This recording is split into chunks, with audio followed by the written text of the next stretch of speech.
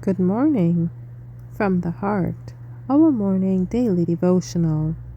The reading for today is entitled Victorious Over Temptation, September 10th.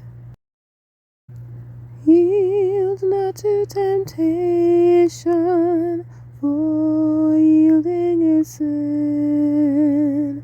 Each victory will help you some other to win. Fight manfully onward, dark passions subdue. Look ever to Jesus, He'll carry you through. Ask the Savior to help you, comfort, strengthen, and keep you. He is willing to aid you. He will carry you through. Genesis 39 verse 9. How then can I do this great wickedness and sin against God? When trial came, when the arts of woman were exercised to draw him into iniquity, Joseph preserved his integrity. Fair words and guileful entreaties did not cause him to swerve one hair from the right. All fell on ears that heard not. The law of the Lord garrisoned his soul. He said to the bold enchantress, How then can I do this great wickedness and sin against God? The woman signally failed to lead Joseph into sin. Satan was defeated. And then Joseph found that the lips which could praise could also lie.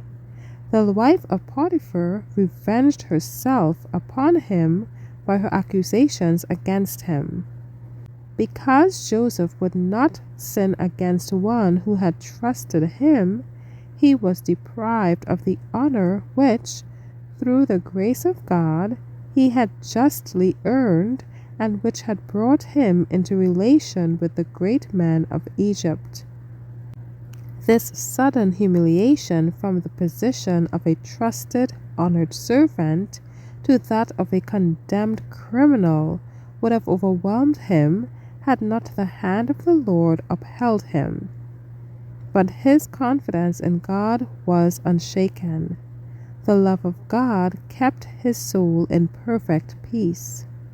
Heaven was very near the fertile valley of Egypt, for there was a youth who kept the ways of the Lord. The presence of Jesus was with him in prison, instructing, strengthening, and sustaining his mind and soul, that the light of heaven might shine forth. Joseph had been tried by parental fondness and partiality, by the enmity, envy, and hatred of his brothers, by the esteem and confidence of his master, and by his high position of honor. He was tried by the seduction of woman's charms, by the flattery of her lips, and her lawless love. But the steadfast virtue of Joseph would not permit him to listen to the voice of the tempter. The law of the Lord was his delight, and he would not depart from its precepts. Even while in prison, Joseph was allowed to be at liberty and had opportunity to give the light to his fellow prisoners. This prison was to him an educating school.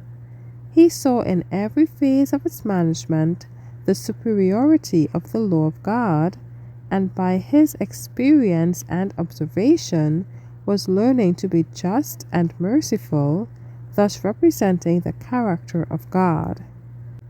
Power was to be put into the hands of Joseph, and through him God was to be revealed as the ruler of the heavens and the earth. But he was to be trained in adversity, the school in which God designs that His children shall learn. Thank you for listening. Shalom.